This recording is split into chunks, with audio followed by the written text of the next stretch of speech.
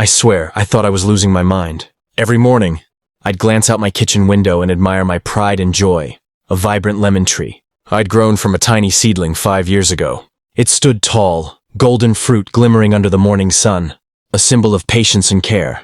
But one day, something strange started happening. The lemons began to disappear. At first I blamed the wind. Maybe a few had fallen and rolled away down the sloped yard. But then one morning, I counted 20 ripe lemons ready for harvest. And the next day, only 5 remained. That's when I knew something wasn't right. I set up a small security camera behind the tree, hidden between 2 flower pots. Honestly, I didn't expect to find much. Maybe a raccoon? Maybe kids messing around? But when I checked the footage the next morning, my jaw hit the floor. There she was, Karen, my HOA neighbor. She strolled into my yard as if she owned the place, sun hat, gardening gloves, and all, carrying a shiny woven basket. She plucked lemon after lemon, humming to herself, even pausing to smell them like she was at a farmer's market. Then she walked right back across the street, basket full, no hesitation. I sat there in disbelief. I mean, who just walks into someone's yard and steals fruit? It wasn't like she took 1 or 2, it was half the tree. I decided to give her the benefit of the doubt. Maybe she thought I wouldn't mind. Maybe she was going to ask later. So that evening, I walked over to her house. She opened the door with that smug HOA smile plastered on her face. "Hey Karen," I began, keeping my voice calm. "I think there's been a misunderstanding. I saw you take some lemons from my tree this morning. I'd appreciate it if you asked first next time." Her expression changed instantly. "Your tree?" she scoffed. "That lemon tree's on community property. Anything on community land belongs to everyone." My heart dropped. Community property? What was she talking about? The tree was clearly on my side of the fence, planted well inside my yard. But Karen wasn't done. She leaned in with that condescending HOA tone that made your skin crawl. "Maybe you should check your property lines before accusing people," she said sweetly, before shutting the door in my face. I walked home that night fuming. Something told me this was just the beginning. That week felt longer than any I could remember. Every time I looked out the window, I saw that lemon tree standing like a quiet witness to Karen's arrogance. I tried to brush it off. Honestly, I did. But then I noticed she had started coming back. 3 mornings later, I caught her again. Same time. Same basket. Same smug little hum. She didn't even look around this time. She knew she could get away with it. That's when I decided I wasn't letting this slide anymore. So I did what any sane person would do. I called for an HOA meeting. When the evening came, I walked into the community clubhouse holding a folder with photos, footage, and property line documents I'd printed from the county website. There were about 10 of us there, including Karen, who sat in her usual spot up front with that "I run this place" energy radiating off her. The meeting began like usual. Budget talk, landscaping updates, boring stuff. Then I raised my hand. "I have a concern," I said calmly. "Someone's been stealing fruit from my lemon tree, and I have proof." The room went silent. Karen tilted her head, pretending to look confused. "Who would steal lemons?" she said with a chuckle. I didn't answer. I just opened my laptop and played the footage. Gasps filled the room as the video showed Karen walking into my yard, basket in hand. One of the board members even muttered, "Is that Karen?" Karen's face turned red, but she didn't back down. "This is ridiculous," she snapped. "That tree is not on his property. It's community land. The HOA pays for that strip of grass." I pulled out my map. "Actually," I said, tapping the page, "this entire area, including the tree, is within my property line. Here's the county survey and my deed. You can see the fence line clearly marked." For a moment, Karen had no words. Then she smirked, crossed her arms, and said, "We'll see about that." The president of the HOA sighed. "Karen, it does appear to be on his land. You can't just take from another member's yard." But Karen wasn't done. She stood up, grabbed her purse, and muttered loud enough for everyone to hear. "If he wants to make this a legal issue, he'll regret it." I left the meeting shaken, but also relieved. I'd exposed her lies in front of everyone.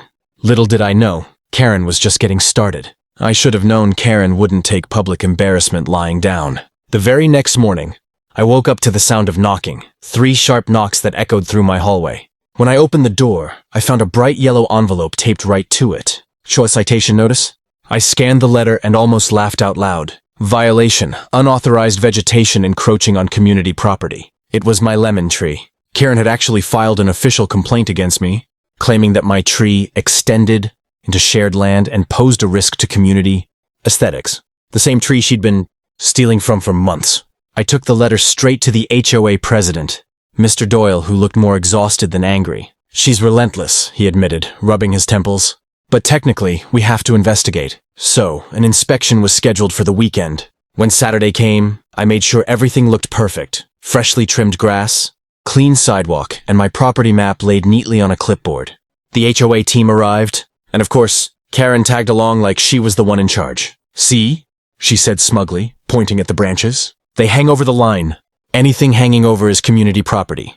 Mr. Doyle measured the boundary with a tape line, then looked up at her. "Karen, even if the branches cross slightly, the tree itself is planted 3 feet inside his property. That's private land."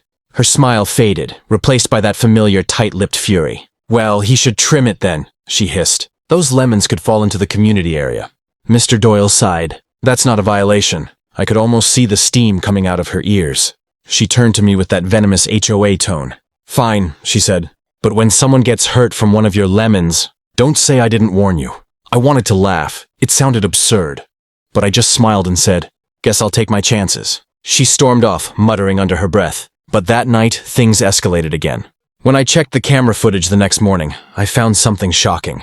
Karen had come back after dark. Only this time, she wasn't stealing lemons. She was shaking the tree violently, trying to make them fall. She looked furious, like she wanted to prove a point. I saved the footage, certain I'd need it soon.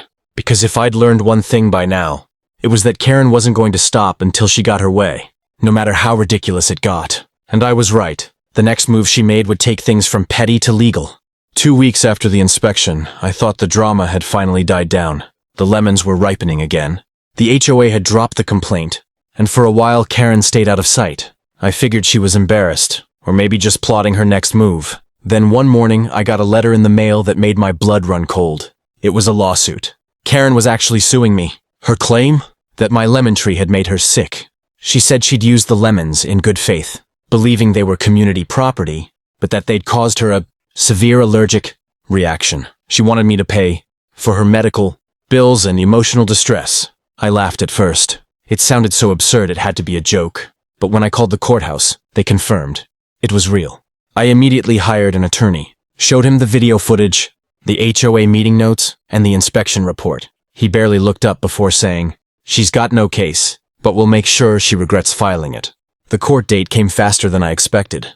Karen arrived in her usual pastel cardigan, clutching a folder stuffed with papers. She looked smug, confident, like she'd already won. When the judge asked her to explain her claim, she went on a dramatic rant about negligent fruit handling and unsafe organic practices. It sounded like a bad reality show. Then my lawyer stood up, calm, composed, and armed with receipts, literally. "Your Honor," he began, "not only is this tree entirely on my client's private property, but the plaintiff has been repeatedly recorded trespassing to take fruit without consent." He played the footage, Karen sneaking, stealing, shaking the tree. The courtroom went silent except for the faint hum of the video audio. Karen's face turned beet red. She tried to object, saying it was taken out of context. The judge wasn't buying it. "So," the judge said slowly, "you're suing him for lemons you stole from his yard?" The room burst into quiet laughter. Even the bailiff cracked a smile. The judge dismissed the case instantly and warned Karen about filing frivolous lawsuits. She stormed out, muttering about corruption and bias. When I got home, I stood under that lemon tree and finally exhaled. It was over. I'd won, not just legally, but morally. The funniest part? A week later, Karen put her house up for sale. Rumor was she couldn't stand living across from me anymore. I still have that tree. Every spring, it blooms brighter. And whenever I squeeze a fresh lemon into my tea, I can't help but smile, because some victories really are sweet. And that's how Karen learned you can't steal someone's lemons and call it public property. What would you have done? Tell me in the comments. If you enjoyed this story, don't forget to like, subscribe, and hit the bell. More wild HOA and Karen stories are coming soon.